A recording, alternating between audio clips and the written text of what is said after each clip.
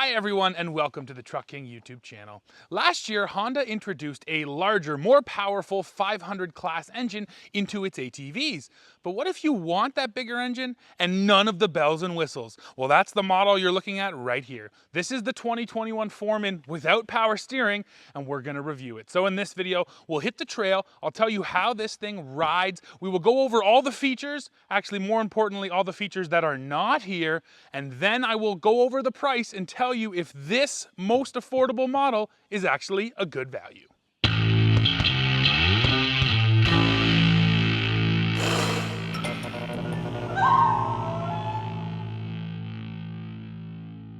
Let's kick this one off with the Walkaround. So I mentioned that new engine. Well, what is it? It is a 518cc liquid-cooled, longitudinally mounted single-cylinder engine. And like I said, that is 43 cc's larger than it was before. So yes, this thing does have more power now.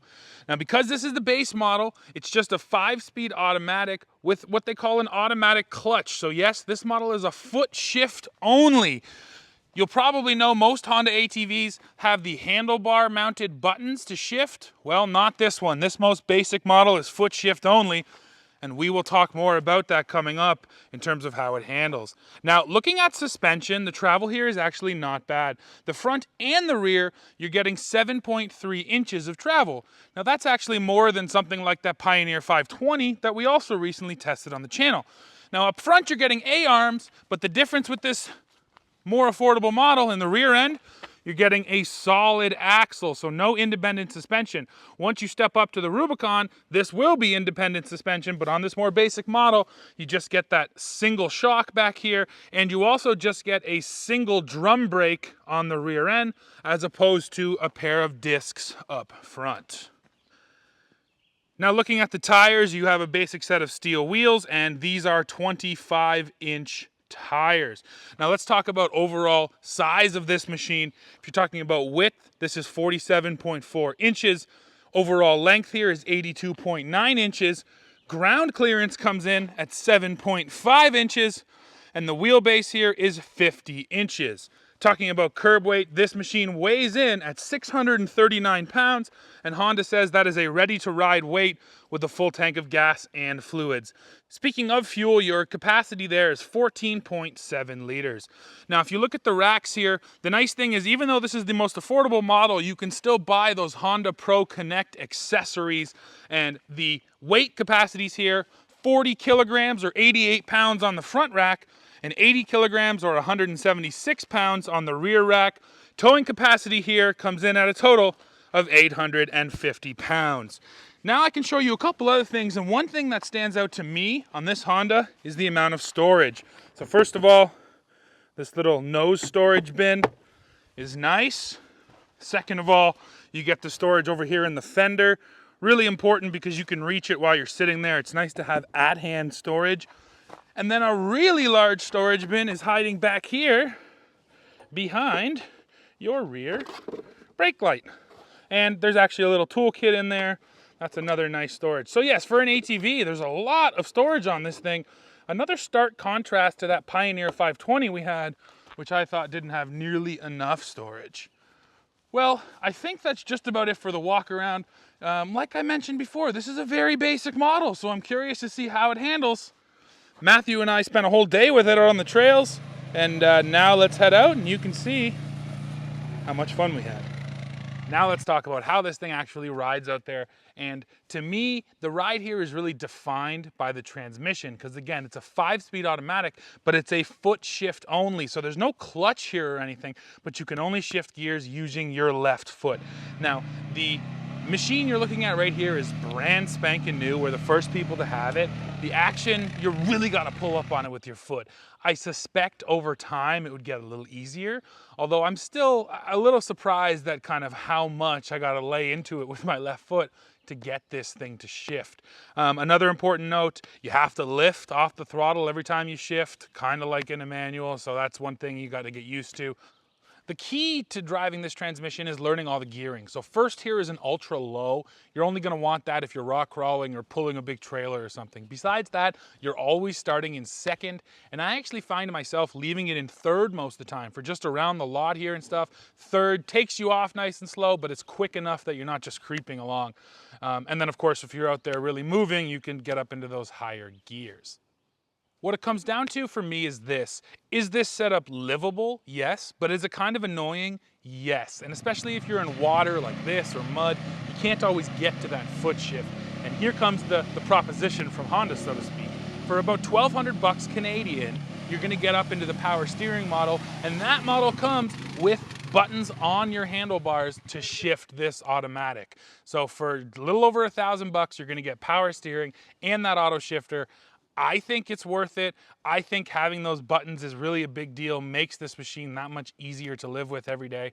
But at least Honda is giving you the choice. Hey, if you don't want to spend that extra money, you can get this most basic setup.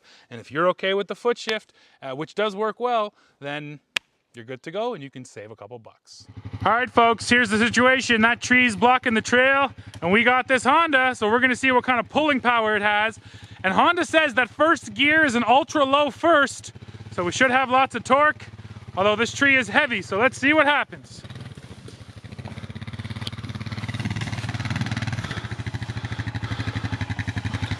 Let's see.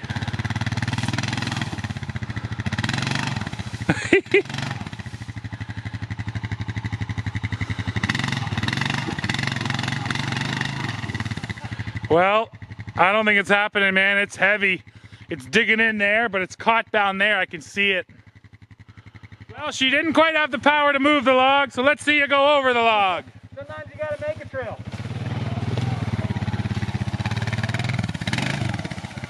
Beauty.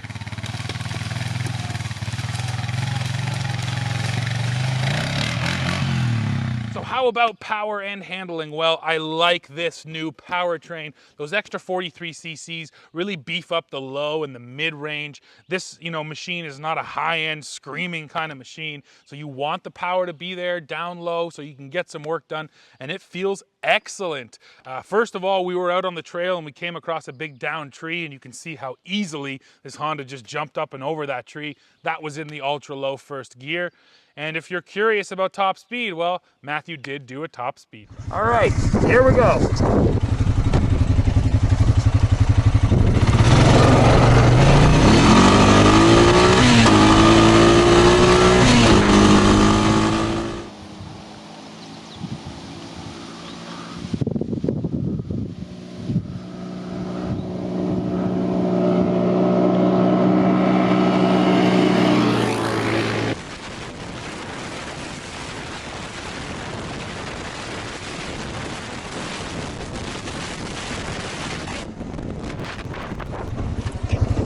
All right, so I saw 51 miles per hour. The road's really gravelly, so I had to hang on to it, but 51 mile an hour is not slow for sure. With a little over 7 inches of travel, the ride here is actually pretty good when you're out just looking to have fun. Now, with the solid axle in the rear end, and this is a little counterintuitive to pickup trucks, you don't seem to get as much flex out of it. So when you are going over anything that's kind of uneven, you can end up lifting a tire or just feeling more of that strain. Whereas with the independent suspension, all the tires seem to just have better contact with the trail at all times. So I think the Rubicon with the independent suspension is a little more for the hardcore off-road guys, if that's what you really want to do, hard trail riding. If you're just picking around a property or a farm or something, this is way more than enough. And if you're not riding really hard, you probably won't notice the difference. So our muddy trails are dried up right now, but they have preserved something for us to see. A set of moose tracks you can see right there, right there, right there. And you can follow this big fella right up through the middle of our trail. So the animals like to use our trails too. And it's always really cool having the mud because it just preserves these tracks so well. Cool. So I mentioned it's affordable. Well, what does it cost? Here in Canada, this model sells for $9,499. In the United States, this same base model is going to go for about $7,800 US. Now, is it a good value? Yes, it seems to be a decent value considering you're not getting a CVT, so there's no belts here. You're getting that real transmission. But I said it before, I'll say it again. I do think bumping up for that EPS model, get the power steering, get the shifter over here on your handlebars for about $1,000. I don't think you're gonna regret that decision. Well, folks, that is it for this video. Now, yes, I do think that functionally, Honda could have done a couple things differently, and they already have. You just have to spend a little bit more money to get those features. But I think more importantly, what I really like here is Honda is giving you more choices.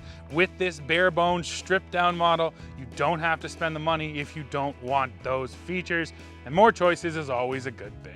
Well, folks, that's it for this video. Now, of course, I want to hear your opinion. Go below, let me know what you think of this video, all the testing, this Honda, and of course, while you're down there, don't forget to hit like, hit join to become a member of the channel, hit subscribe, and then come right back here to Truck King to see what we're testing next. See ya.